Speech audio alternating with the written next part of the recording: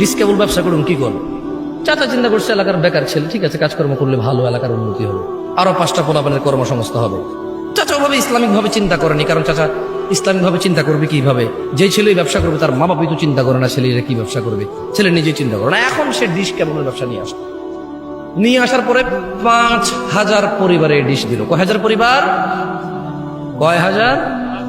এবার 5,000 পরিবার, 5,000 টেলিভিশনে একটা গান চলতেছে, একটা উলঙ্গ মহিলা নাচতেছে, একটা বাদ্যযন্ত্র টং টং টং টং টং টং করে বাজাইতেছে, একটা মহিলা তার শরীর নাড়াচ্ছে, চুল নাড়াচ্ছে, একটা ছেলে তার তালে তালে নাচতেছে।